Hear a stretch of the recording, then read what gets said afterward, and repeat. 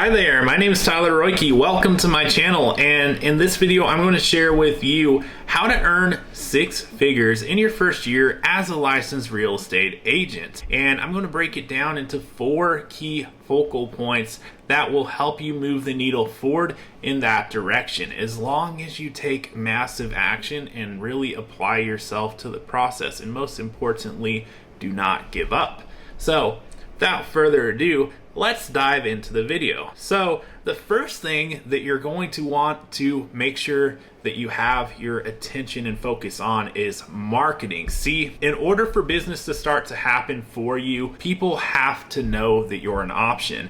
And the day you get your real estate license, unless you've been having conversations with people up until that point, letting them know that you're excited to get started in the business, they're not even going to know that you're potentially an option on their radar. So the most important thing that you can be getting out there and doing is marketing yourself in your local market area and in your network as well, and quite frankly, anyone that you can possibly come across on a day-to-day basis that may be someone who needs your help or know someone who needs your help in the future. So start with people that you actually know and build upon that every single day. And wherever you lack experience, make up for it in excitement, in confidence, and in your willingness to help and add value to other people. So don't let the fact that you're brand new to the business be your crutch. Instead, leverage the fact that you're so excited. You should be excited to be entering into this world of real estate,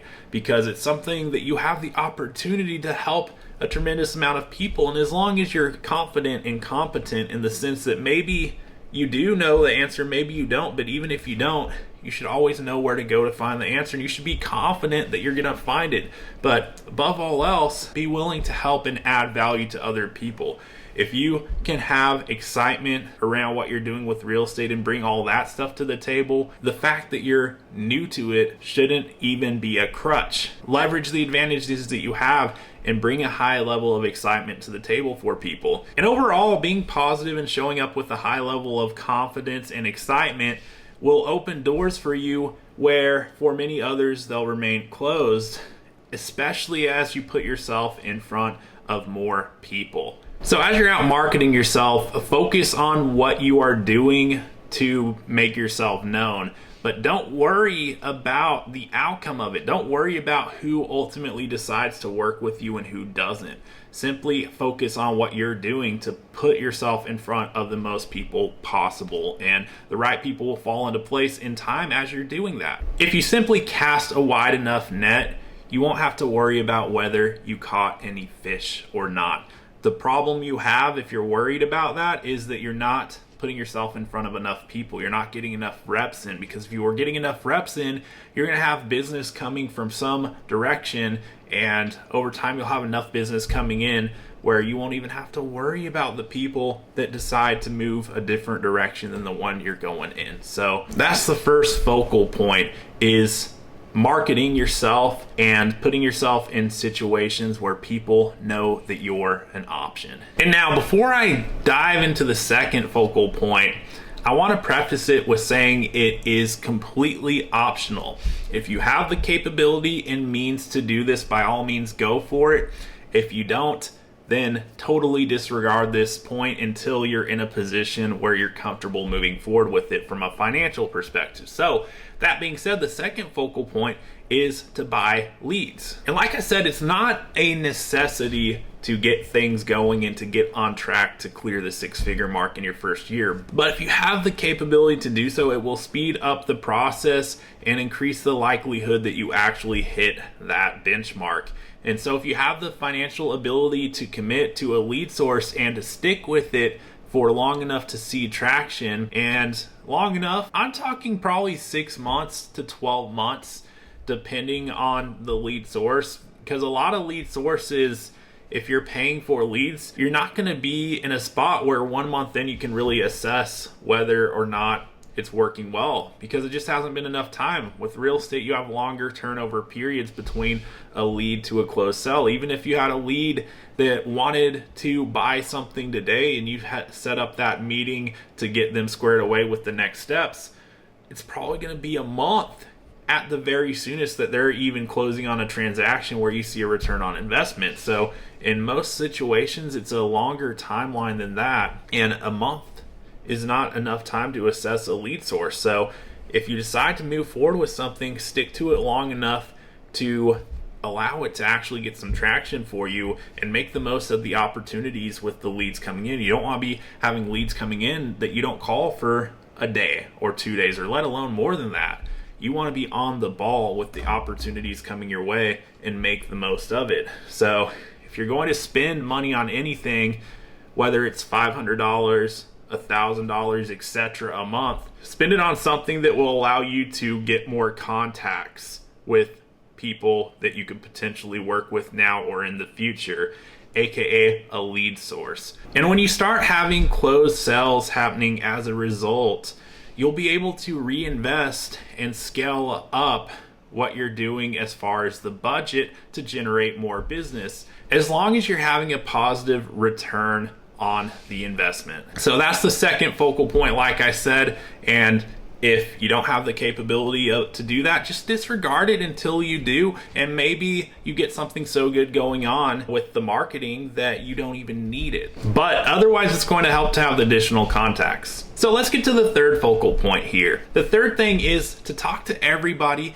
and let them know that you're in real estate. Don't be a secret agent or shy away from what it is that you do. You're a real estate professional. You're involved in the industry that has literally created the most millionaires in the history of the world. You should be excited about the value that you bring to the table, and if nothing else, be excited that you are involved with such a big vehicle that can be such a great thing to so many people in their life. Because guess what? Everyone needs a place to live, even if they're not one of these people that are going to become a real estate investor and set themselves up for success financially with it. Everyone needs a place to live. For a lot of people, that's going to mean owning their own home. And you can help them with that process. You can help with a key aspect of their lives that's going to lead to them having the quality of life they want and having the lifestyle they want, living where they want, and having the amenities that they choose to have in a house that they want. It's an incredible thing to be able to help people with that process. So you should be excited that you have that opportunity and that you can share it with others, and that you can do everything in your power to create the best possible experience for whoever it is that you have the privilege of working with now or in the future. And understand this: if you have your real estate license and you're an agent, you are not in the business of selling real estate. You don't sell real estate. You're not a real estate salesperson. I don't care what term the commission wants to call it. What you're really in the business of is building positive relationships and helping other people. So be relentless about getting your name out there. Always bring it up with excitement and enthusiasm in conversation, whether it's with friends or when you're out and about wherever you're at. You'd be amazed at what could happen if you simply just make it a part of the regular conversations you have and bring that excitement that you have to the table. And putting out the right positive energy with it will attract the right kind of people to you that you can build your business with and add a high level of value to. So that's the third focal point that you'll want to have down to set yourself up on a trajectory to where you could potentially clear the 6-figure mark in your first year as a real estate agent. Which brings us to the fourth and final focal point, which is being in the right place at the right time and in the right environment. And what I mean by that is you should be very intentional with the people that you are deciding to get information from and to learn from as you're going about building your business. Because our business is full of people who you simply shouldn't be listening to. And if that doesn't come intuitively to you, just consider this for a moment. When you're a brand new real estate agent, 4 out of 5 of your peers starting out in the real estate business at the same time as you will not be around in 5 years. And of those who are still around by that point, only 1 out of 4 real estate agents earn $100,000 or more per year. And as it turns out, only 1 out of 20 real estate agents clear 6 figures within their first 2 years in the business. So fact is, you shouldn't be learning from anyone and everyone. You should be very selective on who you're getting your information from and who you're looking to in this business, because there's plenty of people that you could be listening to that simply aren't going to make it in the business. And there's a lot of more people that you could be listening to on top of that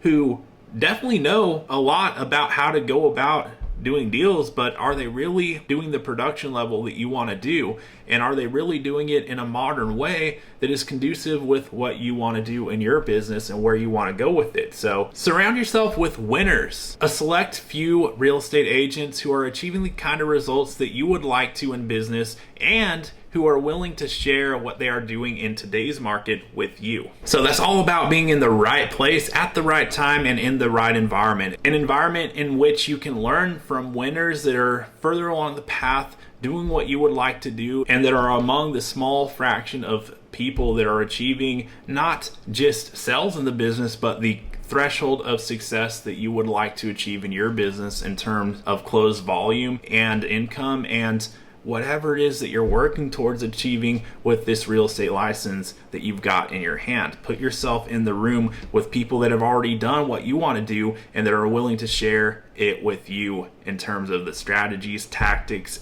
etc. that they're implementing in their business today. So that rounds off the fourth focal point of things that you need to be considering as you're setting yourself up to earn six figures in your first year as a real estate agent. And if you enjoyed the video, I'd appreciate if you hit the like button. And whether you're brand new to the real estate business or looking to get some traction along the way, I'd love to stay connected with you in the journey ahead. So please hit that subscribe button, and that's the best possible way we can do that. If there's anything I can do to help you now or in the future, please let me know. Feel free to leave me a comment, and also check out the resources I've got in the description. There may be something there for you as well, but otherwise, until next time, I'll look forward to seeing you on the next video.